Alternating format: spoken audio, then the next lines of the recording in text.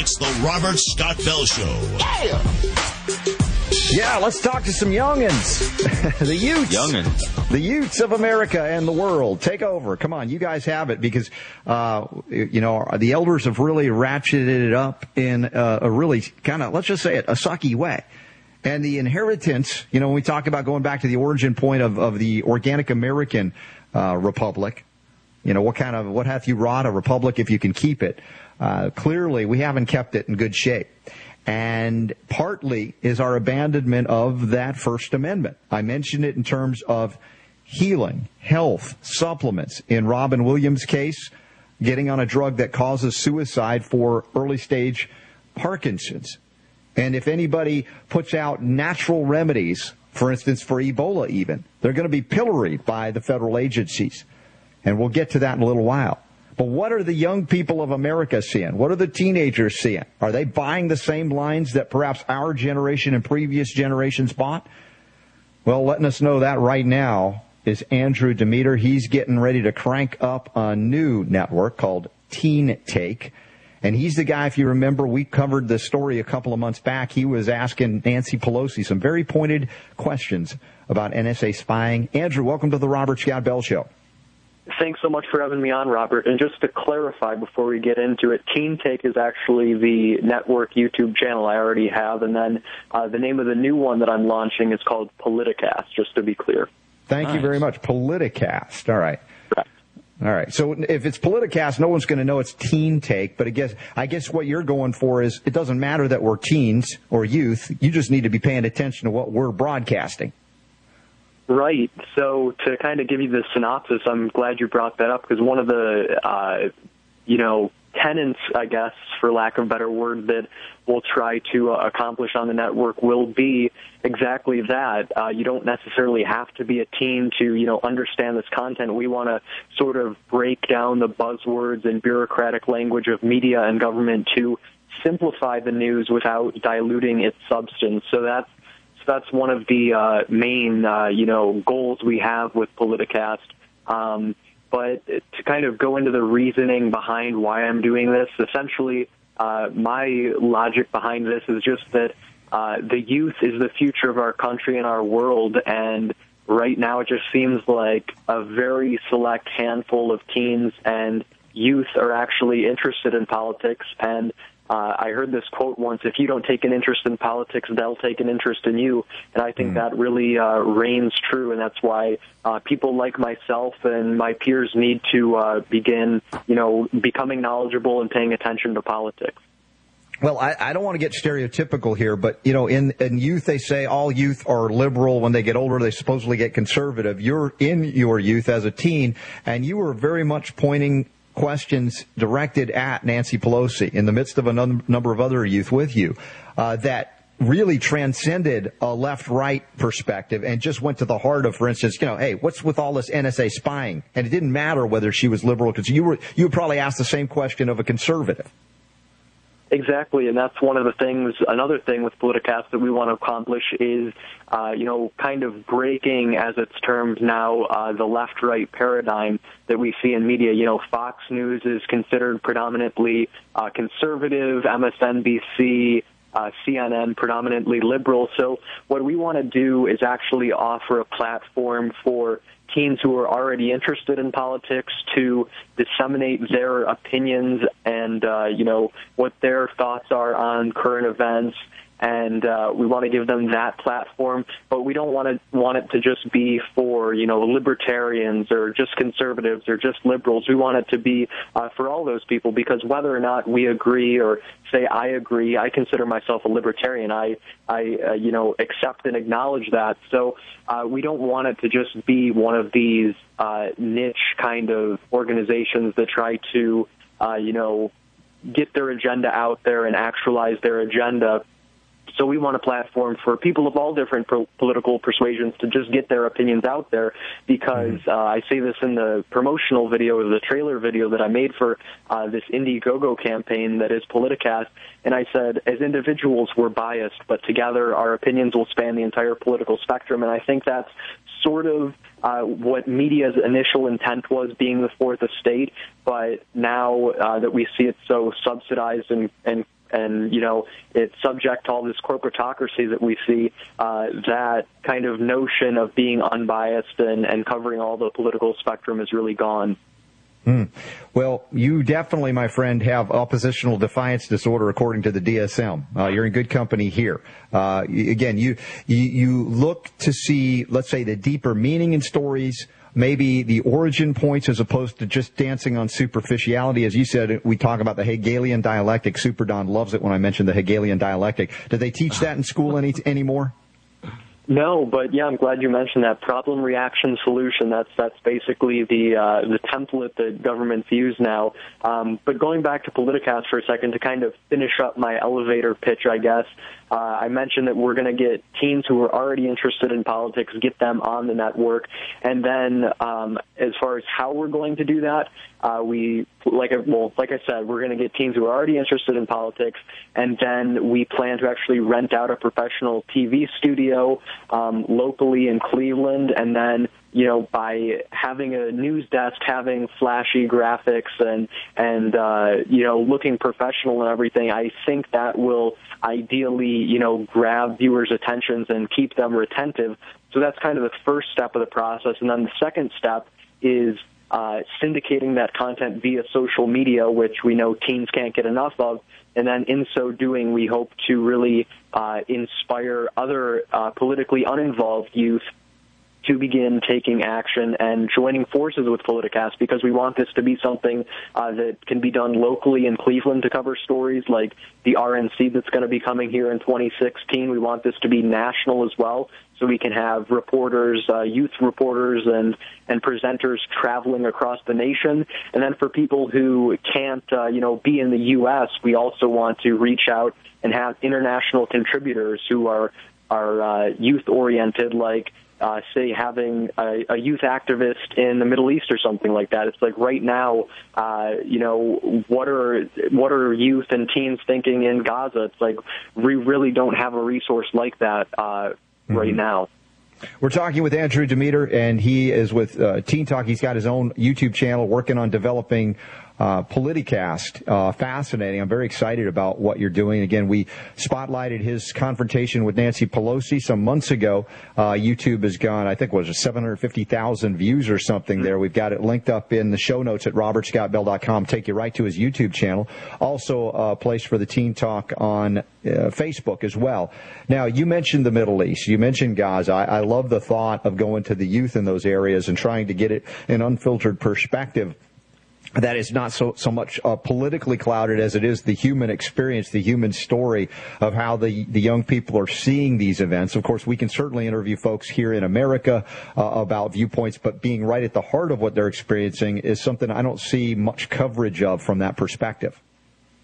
Definitely, that's like I said, why I think this is such an important and it has just a lot of potential, being a resource that you don't see in the typical mainstream media that we see every day. So I think that's why it would really be great. And ultimately, though, I kind of failed to mention this, but this is, in its current stage, Politicast is going to be, or it is, an Indiegogo campaign. So we're trying to raise money right now, take pledges, so we can ultimately, have some monetary funding. So we're not like the mainstream media where we take corporate bribes essentially and push one agenda or another. So if people are interested in this, even if you can't donate financially, you could still leave some feedback on the Indiegogo page or just share the link with family and friends. And eventually, if we can get this in front of enough people, we just need a little help from a lot of people. So if we can get this in front of enough eyes, then we can really be successful with this. So the campaign ends in 18 days as of today. But again, if people want to look into that, they can go to politicast.tv. And to spell Politicast, it's POLITICAST.TV, and that'll redirect you right to the Indiegogo campaign page. Yeah, we have it linked up in the notes, and we're blasting it out on social media as well. Listen, a question about some issues from a youth perspective that you have. We've been covering this for quite some time now, the issue of cannabis, medical and or recreational. What's happening out and around the country? What are the young people looking at and seeing here on this particular thing that you've interacted with? Well, I can't speak on behalf of, my whole generation or anything like that, but as far as my personal opinion, I think, being a libertarian, being someone who follows the non-aggression principle, I think cannabis, marijuana legalization is completely sensible, so long as people, going back to the libertarian idea, as long as people don't force it on anyone else or harm anyone else, I don't really see the problem. And I find it very ironic, too, how, and I know you talk about this a lot, Robert, the pharmaceutical industry and how all their drugs that cause all these horrible side effects that, it's like a movie credits list or it takes up the entire commercial on TV of side effects, that is somehow legal by our government, but at the same time, cannabis, which is something natural that occurs in nature and has proven medicinal qualities to fight against cancer and stuff like that, is illegal. Yeah. It's completely incomprehensible to me. I think kids got to be looking at this and going, man, somebody's on something, and it ain't good for us, particularly in Washington, D.C. Now, what about the militarization of police forces? We see all that's going on in Ferguson and St. Louis, Missouri right now. That's got to be something on the minds of kids everywhere. Right, it's a complete police state down there right now. I don't know if you guys saw it. I would assume you did or have, but that one video, too, that was released of the Al Jazeera America reporter, the militarized police threw tear gas at them, I believe, this whole crew, just media who were, visibly far away from the scenario, and they even screamed out, we're media, don't shoot or whatever, because they shot rubber bullets as well, I believe. And the militarized police essentially went over there, dismantled the lights and cameras they had and stuff. So right there, and it wasn't the Middle East. Militarization is just this abrasion of the First Amendment as well. Right. And Andrew, it was the Midwest, not the Middle East here we're dealing with, and it's right here at home. Hey, stick around for another segment, will you? Can you hang out for a few more minutes? Sure, definitely. All right, we're going to continue with Andrew Demeter, get some youth perspectives on some other stories, including heart health.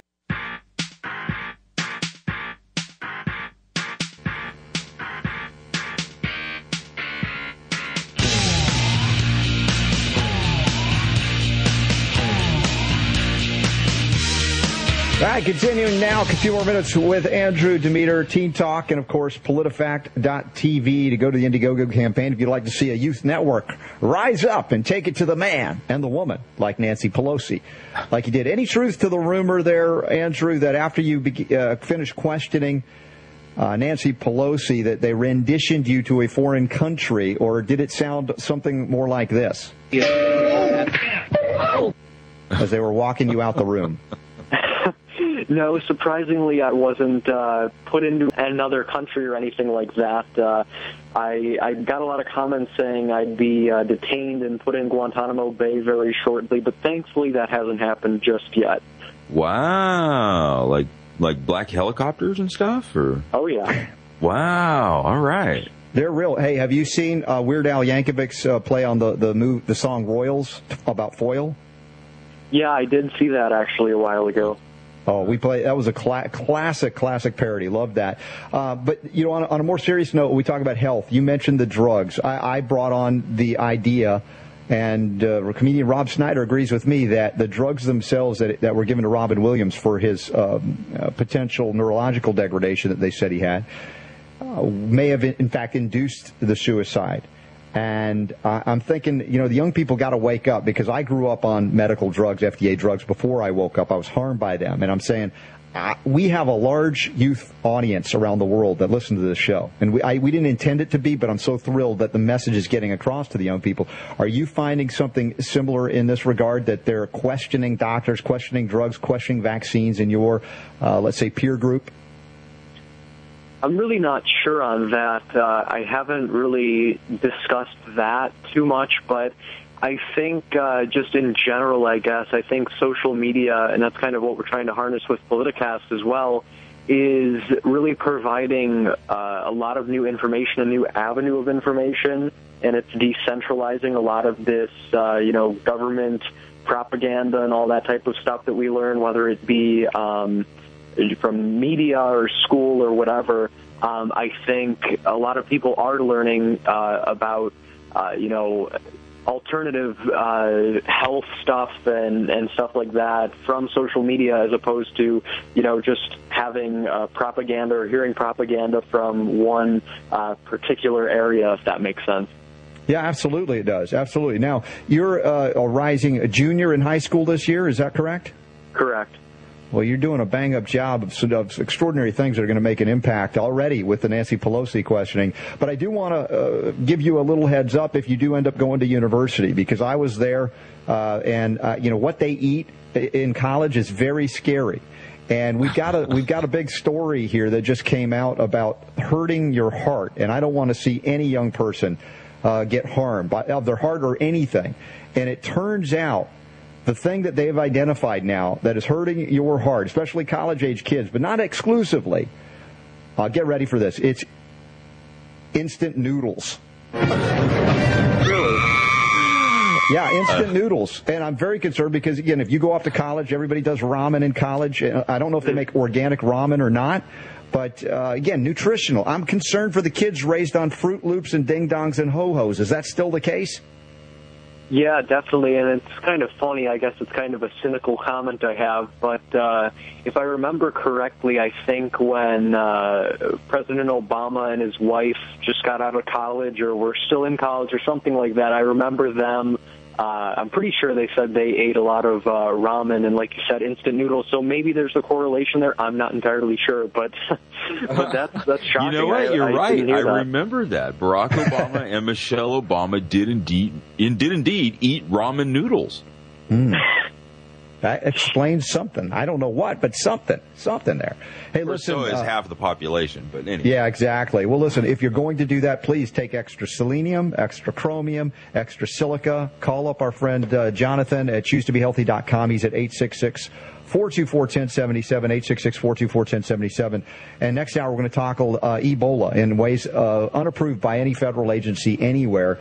And, Andrew, I know you're going to appreciate that. But, Andrew Demeter, thank you so much for joining us today on the Robert Scott Bell Show. Really great and excited for you to launch politicast.tv. The links are up. I hope everybody plugs in.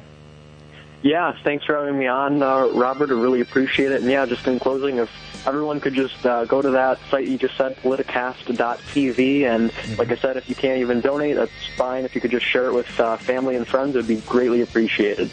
All right. Well, Andrew, we hope to hear from you again in the near term with any more stories you want to let out to the world through the Robert Scott Bell Show. We're happy. We're here. We're happening. And we're bringing healing to you wherever you are for Ebola. And you'll never guess where they're looking for new antibiotics. We'll reveal that next hour because the power to heal is yours.